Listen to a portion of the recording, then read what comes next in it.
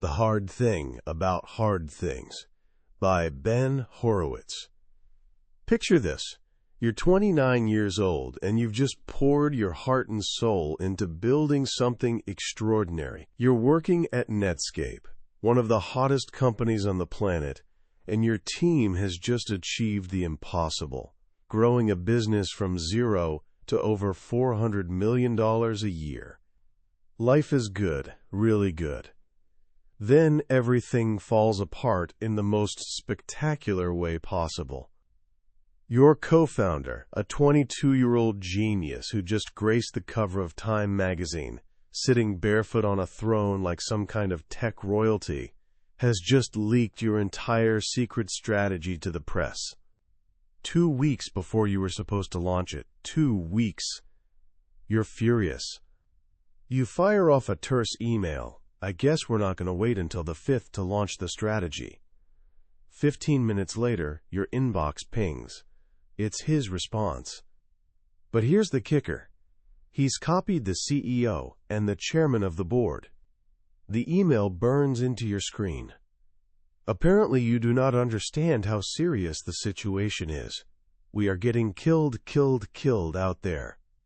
As a result, we've lost over $3 billion in market capitalization. We are now in danger of losing the entire company, and it's all your fault. Next time, do the interview yourself. Fuck you, Mark. You drive home that night with your heart in your throat. You've got a wife and 3 young kids depending on you. When you show her the email and that magazine cover, she looks at you with genuine worry in her eyes and says, "You need to start looking for a job. Right away." So what do when your dream job transforms into a waking nightmare? When the person you admired publicly throws you under the bus in front of everyone who matters? Most business books are like cheerful cooking shows, giving you perfect recipes for success. They tell you how to dream big, hire amazing people, and craft the perfect plan. But what happens when you miss your targets? What happens when those amazing people start acting entitled? What happens when your beautiful plan explodes and you're staring into the void? Welcome to Ben Horowitz's masterpiece, The Hard Thing About Hard Things. This isn't some polished fairy tale about business success.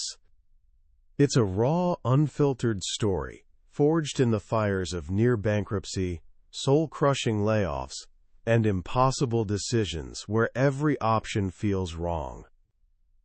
That guy who got the brutal email, that's Ben Horowitz, and he went on to become one of Silicon Valley's most respected entrepreneurs and investors.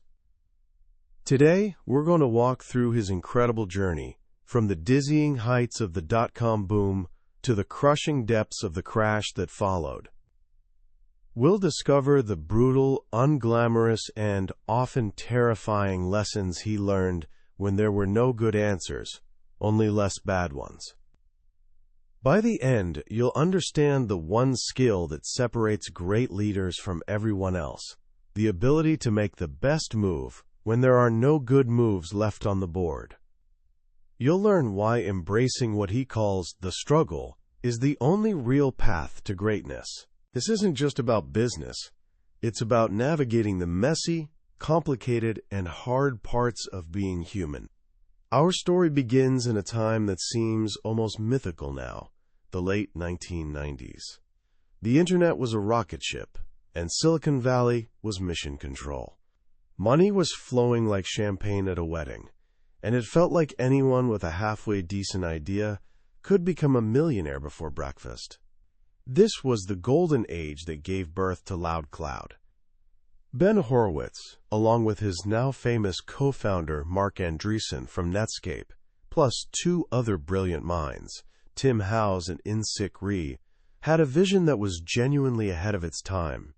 They noticed companies were struggling to build websites and applications that could handle millions of users. The technical complexity was crushing businesses before they could even get started. So they thought, what if we built a computing cloud that handled all that complexity for them? The term cloud, as we casually use it today. That largely came from their company LoudCloud. Coming off the legendary success of Netscape, raising money was almost comically easy. Their first venture capital investor, Andy Rachleff, gave Ben a piece of advice that perfectly captured the insanity of the era. He said, "Ben, think about how you might run the business if capital were free." It was a dangerous question. Like asking someone, "What would you eat if ice cream had the same nutritional value as broccoli?" And Ben didn't just take the bait. He swallowed it whole. LoudCloud hired hundreds of the smartest people in Silicon Valley in just a few months. They built massive infrastructure, signed up customers at breakneck speed, and landed on the cover of Wired magazine. They were building, it seemed, the greatest business of all time. Then, in March of 2000, the music stopped. Abruptly, the great dot-com crash began. The Nasdaq, which had doubled in a single year, collapsed like a house of cards, wiping out nearly 80% of its value. Companies that were once celebrated as the future of civilization were now mockingly called dot bombs and disappeared overnight. Suddenly, LoudCloud, with its hundreds of employees and massive expenses, was in a desperate race for survival. Most of their customers were other dot-coms, and they were going bankrupt at an alarming rate. They needed to raise more money, but the world had fundamentally changed. Investors were terrified. Ben pitched his company to one firm, and afterward, his friend and board member, the legendary coach Bill Campbell, called him with some brutally honest feedback. "Ben," Bill said in his gravelly voice, "well, honestly, they thought you were smoking crack." This is where the real story begins. This is where Ben Horowitz entered what he calls the struggle. The struggle, as he describes it, isn't a single event or crisis. It's a state of being. The struggle is when you wonder why you started the company in the first place. It's when food loses its taste. It's when you're surrounded by people but feel completely, utterly alone. The struggle is when self-doubt transforms into self-hatred.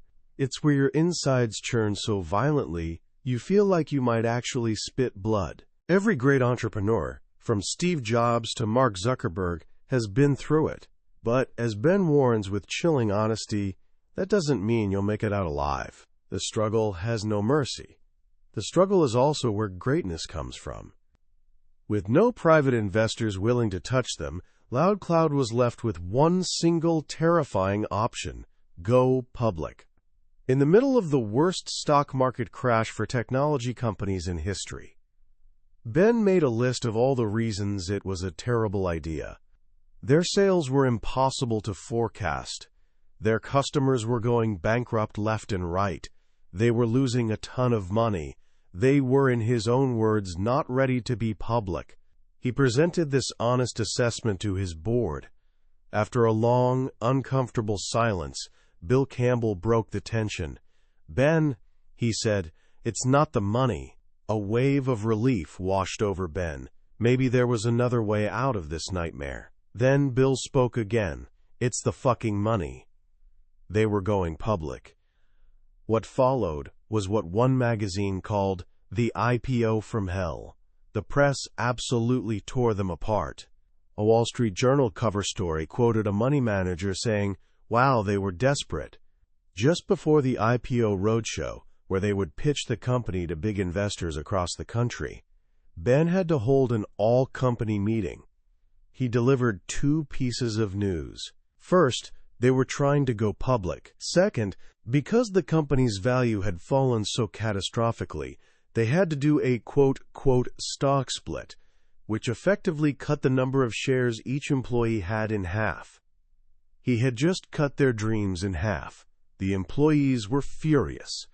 His own mother-in-law, who happened to be at the meeting, turned to his wife and asked in bewilderment, "Why does everybody hate Ben so much?" The roadshow was absolutely brutal. The market crashed daily. Investors looked like shell-shocked soldiers coming out of battle. Ben didn't sleep for more than 2 hours total during the entire 3-week ordeal. Then, right in the middle of it all, he got a call from his father-in-law. His wife Felicia had suffered a severe allergic reaction to medication and had stopped breathing. "She is not going to die," his father-in-law assured him, but Ben was devastated. He had been so completely focused on saving the company that he had lost sight of the only thing that truly mattered. He called Felicia immediately. "If you need me," he said, his voice breaking, "I will come home right now." Her response was unwavering. "No. Get the IPO done. There is no tomorrow for you and the company. I'll be fine." He stumbled through the rest of the roadshow in a complete daze. On the day before the offering, Yahoo, the biggest star of the internet boom, announced its CEO was stepping down. It felt like the universe was conspiring against them. They managed to sell the stock at $6 a share, far below their initial hopes, but they raised just enough money to survive. But there was no celebration. No champagne. The investment banks didn't even offer them the traditional closing dinner. On the plane ride home, his director of finance summed it up perfectly. "Yeah, we did it, but we're still screwed." He was right. Surviving the IPO wasn't the end of the struggle. It was just the beginning of a brutal new chapter. This experience taught Ben one of his most profound lessons. The most difficult skill for a CEO isn't strategy or finance or marketing. It's managing your own psychology. The pressure is absolutely immense. You're responsible for other people's money, for your employees, mortgages, and kids, college funds. Things are constantly going wrong, and as the CEO, it is always your fault. If a great engineer quits, that's your fault. If the product has too many bugs, that's your fault. If you miss the quarterly target, that's your fault. As he puts it, if you're a CEO, getting a 22 out of 100 on the test is a normal day. For someone who got straight A's their whole life, that feeling can be absolutely crushing.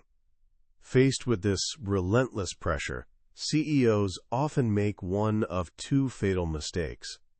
Either they take everything too personally and end up terrorizing their team, or they don't take things personally enough, becoming unrealistically optimistic and ignoring real problems. The secret, Ben learned through painful trial and error, is to be urgent but not insane.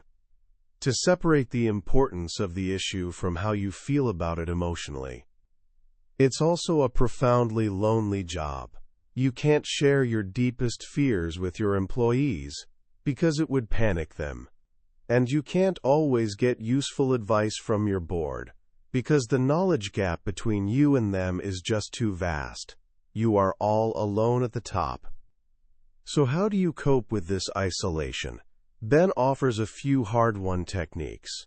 First, make friends with other CEOs, people who have actually been through similar battles. You don't need them to solve your problem for you, but just talking to someone who truly understands can be a lifeline. Second, get it out of your head and onto paper. Writing down your logic separates you from the swirling emotion and creates clarity. And third, perhaps most importantly, focus on the road, not the wall. When you're driving a race car at 200 miles per hour, if you stare at the wall, you will drive straight into it. If you focus on the road ahead, you will follow the road. As a CEO, there are 1,000 things that can go catastrophically wrong. If you obsess over them, you will crash the company. Focus on where you're going, not what you desperately hope to avoid. And above all, he says, the great CEOs all have one thing in common. When asked how they survived and succeeded, they all say the same thing: I didn't quit. This refusal to quit, this complete embrace of the struggle, forced Ben Horowitz to evolve dramatically as a leader. He had been a, quote, peacetime CEO for about 3 glorious days before the dot-com crash plunged him into an 8-year war. This distinction, he realized, was absolutely critical. Peacetime, he explains, is when your company has a big lead over the competition in a growing market. In peacetime, you can focus on creativity, expansion, and building culture. Google's famous 20% time, where employees could work on their own passion projects, was a classic peacetime policy.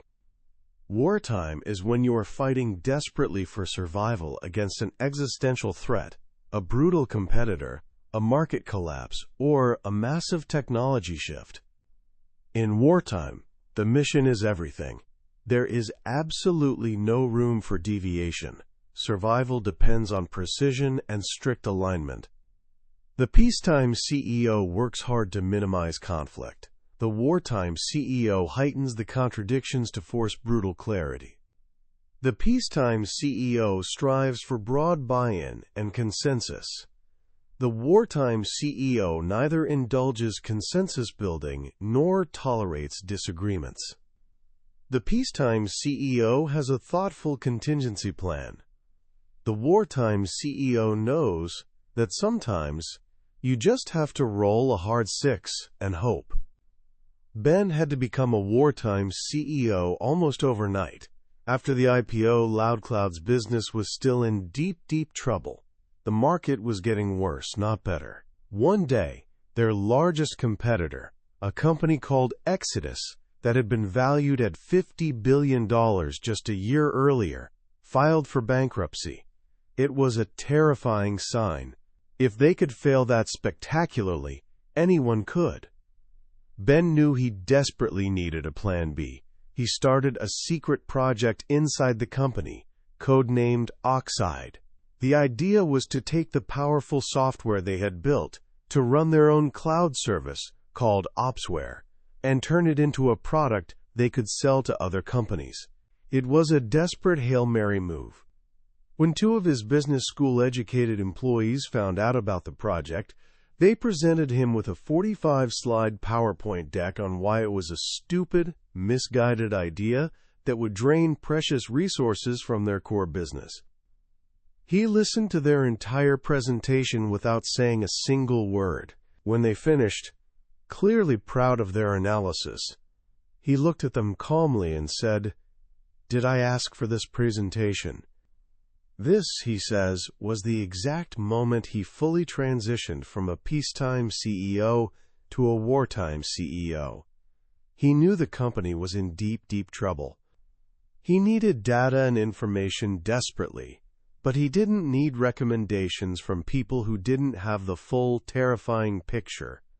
The company would live or die by the quality of his decisions alone.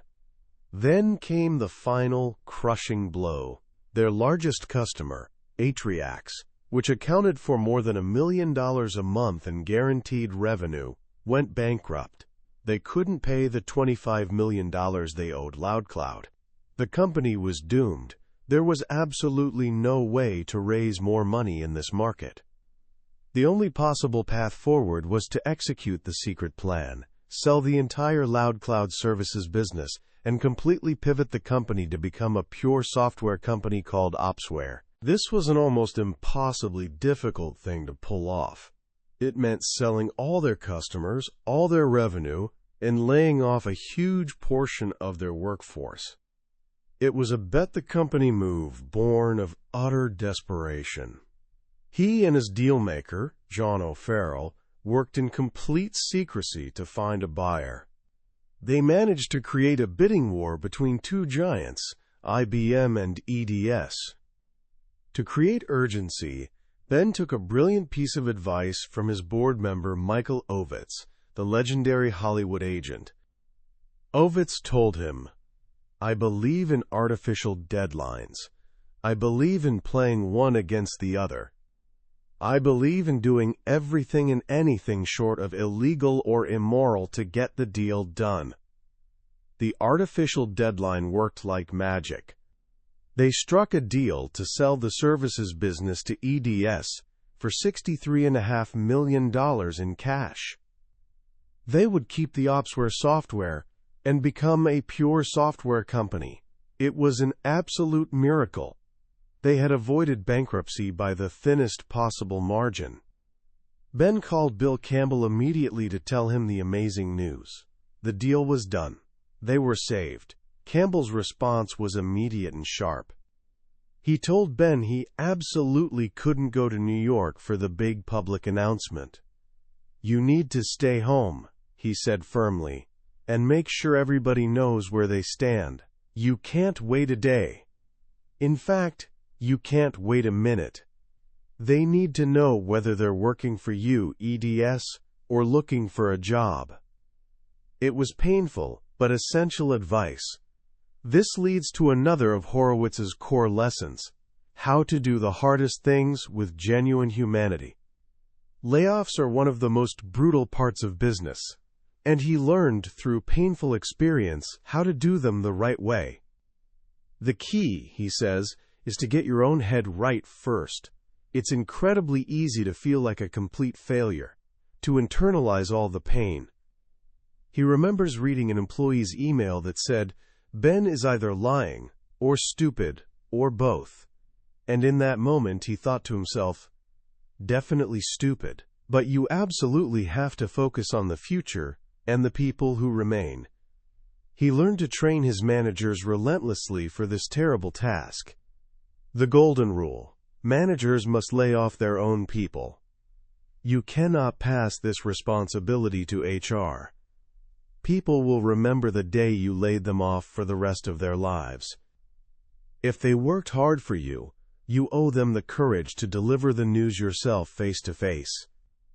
The message, he learned from Bill Campbell, is actually for the people who are staying. They will watch very carefully how you treat their departing friends, and their trust in you will be won or lost in that critical moment. You have to be present. Don't hide in your office like a coward. Walk the floor. Talk to people directly. Help them carry their boxes to their cars if needed. Let them know you genuinely appreciate what they contributed. This same principle of direct, honest, and humane leadership applies to other impossibly hard things, like demoting a loyal friend. When the company outgrows an early, loyal employee who helped build everything, it's an absolutely heart-wrenching decision. Ben says you must be brutally honest with them. Don't sugarcoat it, or hide behind corporate speak. Acknowledge their genuine contributions. Admit your own shortcomings as a leader. Perhaps a more experienced CEO could have developed them faster. If you can, couple the demotion with a raise to show they're still valued. You can't let them keep their old job, but as Bill Campbell taught him, you can absolutely let them keep their respect and dignity. This radical honesty became a cornerstone of his entire leadership style. Early in his career, he made the classic mistake of being too positive, of trying to shield his employees from bad news. He thought he was boosting morale and keeping spirits up. But one day he was talking to his brother-in-law, a telephone lineman for AT&T, and casually asked him if he knew a senior executive named Fred. His brother-in-law replied with a laugh, "Yeah, I know Fred. He comes by about once a quarter to blow a little sunshine up my backside." In that exact moment, Ben realized his huge mistake. His team absolutely knew things weren't perfect. By only accentuating the positive and hiding problems, he wasn't inspiring them at all.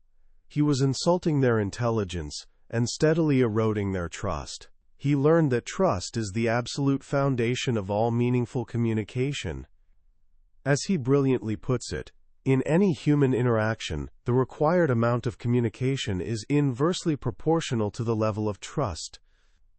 If I trust you completely, I need almost no explanation from you. If I don't trust you at all, no amount of explaining will ever convince me.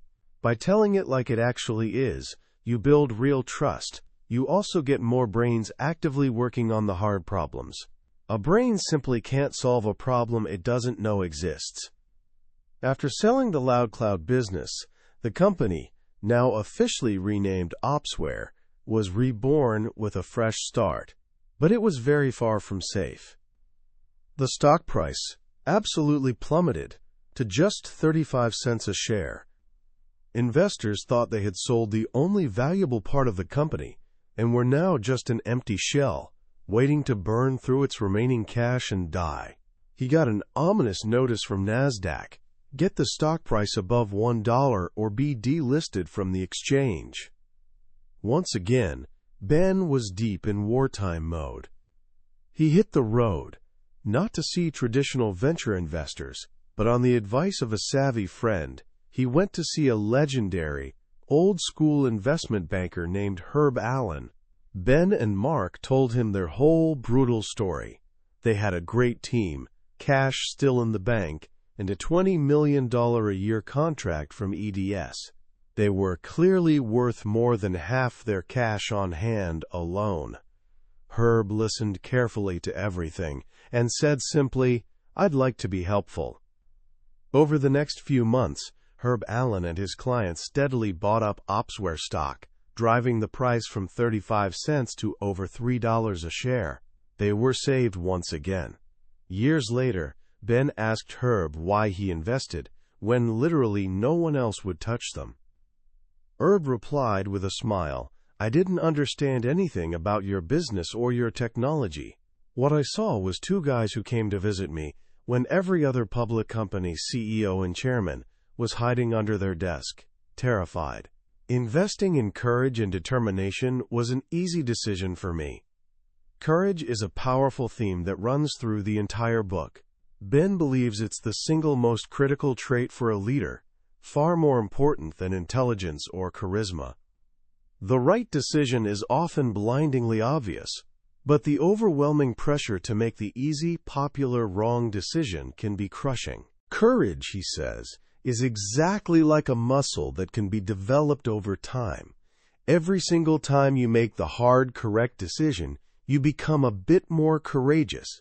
Every time you take the easy way out and make the wrong decision, you become a bit more cowardly. And as CEO, those choices define the fundamental character of your entire company. Opsware's war was nowhere near over. Their biggest customer, EDS, who accounted for a staggering 90% of their revenue, was ready to cancel their entire contract. The deployment was an absolute mess. One tough EDS executive from Oklahoma screamed at Ben's team, "I think Opsware is the biggest piece of garbage I've ever seen. I'm going to do everything I can to get you guys thrown out of here." Ben's team managed to negotiate one final chance, a 60-day window to fix absolutely everything. 60 days to live. Ben told his team with complete seriousness, "This is not a scenario where an excuse will do. This is a must-win situation. Our only option is to win." They worked around the clock for weeks, but they also needed something more, something unexpected. Ben's sales lead, Anthony Wright, discovered through careful listening that the EDS executive loved a piece of software from a small company called Tangram, but his own purchasing department was about to take it away from him over budget issues. Ben had a crazy idea. He looked up Tangram. It was a public company, but it was only worth $6 million total. In a lightning-fast, completely secret move, Opsware bought the entire company, Tangram, for $10 million. He then called the EDS executive and calmly told him that the Tangram software he loved was now his, completely free, as part of his existing Opsware contract. The executive was absolutely ecstatic. His whole mood transformed instantly. Suddenly, all the incredibly hard work his team had done over 60 days looked completely different through this new lens. They had saved the account. They had saved the company once again. This is exactly what Ben means when he says the first rule of entrepreneurship is that there are no rules. When you're faced with a genuine crisis, you simply can't follow a standard playbook. Sometimes you have to do something completely crazy, something no one expects or would recommend. You have to find a winning move when there appear to be no moves left on the board. The final major battle came from a new, aggressive competitor called Blade Logic. They were starting to beat Opsware consistently in key deals. The product was genuinely losing, the stock price was falling again. The team was absolutely exhausted after years of constant warfare. Ben felt like he had no more speeches left, no more motivational talks in him. He called an all-engineering meeting and just leveled with them completely. "I have some really bad news. We are getting our tails kicked by Blade Logic, and it's fundamentally a product problem. If this continues, I am going to have to sell the company for cheap, and we'll all lose everything we've worked for. We have one bullet left in the gun, and we absolutely must hit the target." He asked every single one of them to go home and tell their families honestly, "Ben needs me for the next 6 months." The team rallied one more time. For 6 brutal months, they worked 7 days a week, morning till night, to completely rebuild the product from the ground up. And, remarkably, it worked. They started winning deals again. They went on to become the clear #1 company in their entire market. This grueling experience taught Ben that when you're facing a genuine existential threat, there are no silver bullets. There is no clever shortcut or marketing trick that will save you. As one of his old engineering partners told him bluntly, "We are going to have to use a lot of lead bullets. You have to do the hard, grinding, relentless work to actually fix the core problem." Finally, after 8 long years of constant struggle, after surviving multiple near-death experiences that would have killed most companies, Opsware was a genuine success. They were the clear market leader, with a revenue run rate approaching $150 million. Then, acquisition offers started coming in to buy the company. The board and the management team, utterly exhausted from the long war, were ready to sell and move on with their lives. After a fierce bidding war, Hewlett-Packard offered a staggering $1.65 billion in cash. Ben sold the company. But it wasn't a moment of pure joy and celebration. He was physically sick. He couldn't sleep. He cried. How could he possibly sell the thing he had spent 8 years of his life force building from nothing? And then, slowly, he realized it was actually the smartest thing he'd ever done. They had built something incredible, from absolutely nothing, watched it go back to nothing, and then rebuilt it into a massive success against impossible odds. His business life as an operator, he felt, was kind of over. But he had learned so incredibly much. And he realized that most of what he learned through brutal experience wasn't written down anywhere useful. The world of venture capital was filled with people who had never actually run a company themselves, who had never personally faced the struggle, or made a payroll, or fired a friend.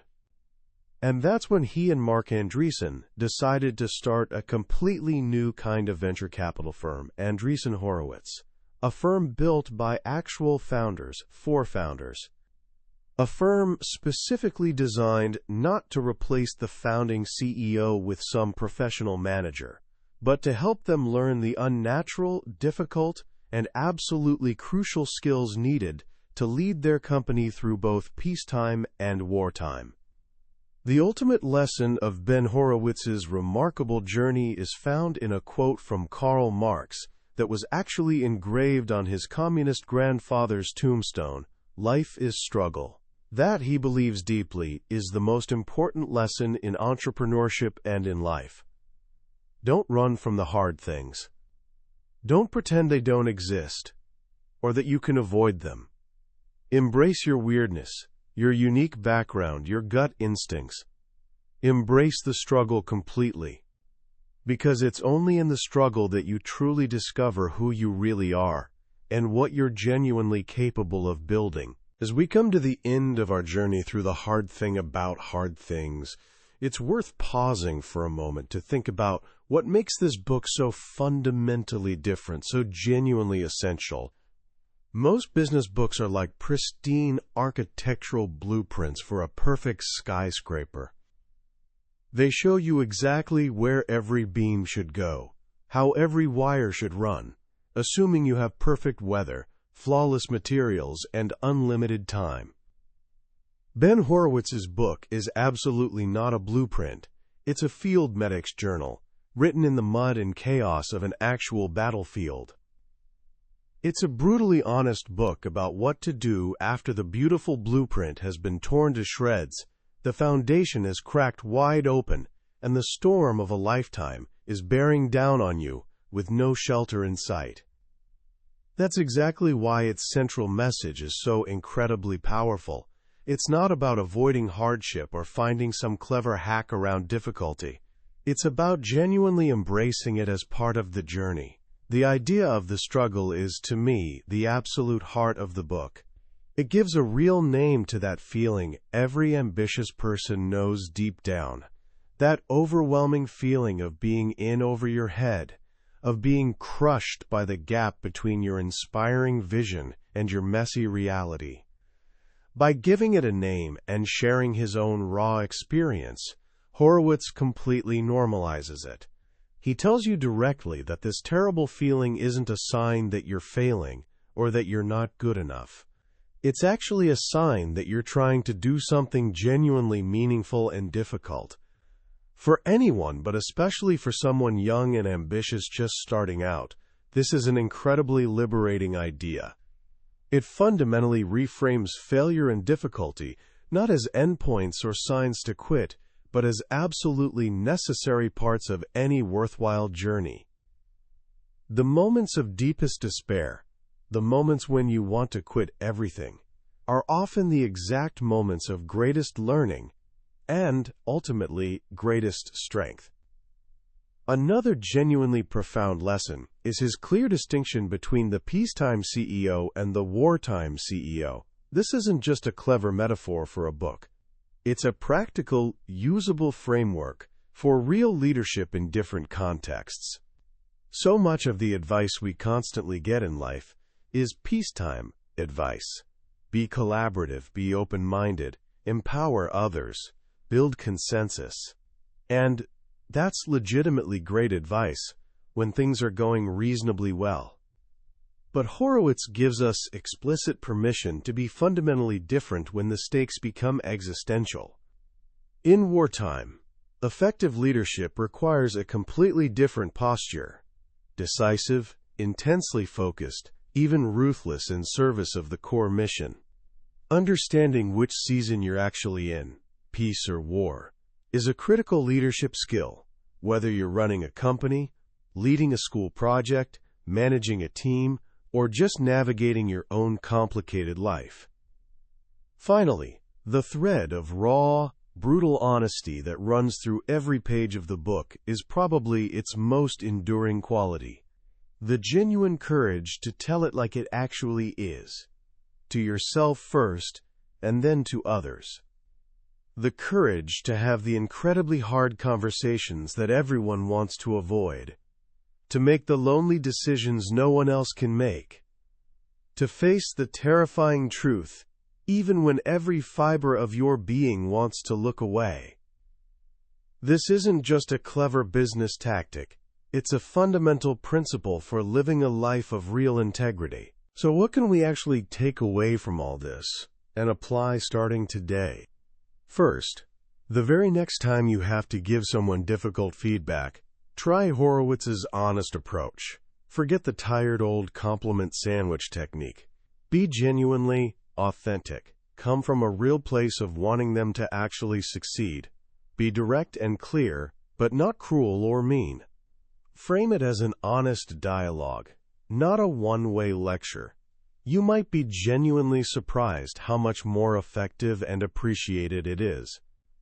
Second, the very next time you make a significant mistake or face a real setback, practice what Horowitz learned from the Raiders owner Al Davis: nobody cares.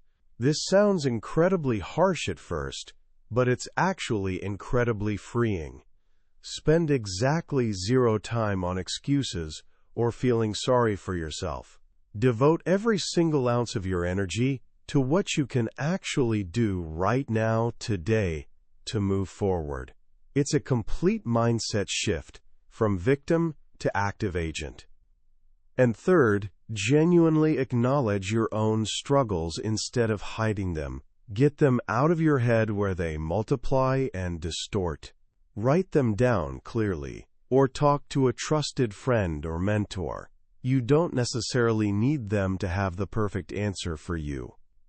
The simple act of sharing the burden, of externalizing the swirling chaos in your mind, is often the crucial first step toward finding real clarity and a path forward. That was a summary of The Hard Thing About Hard Things by Ben Horowitz. We've journeyed together through the core battles and the hard-won wisdom of this incredible book today. But a summary, no matter how detailed or engaging, is like looking at a photograph of a mountain.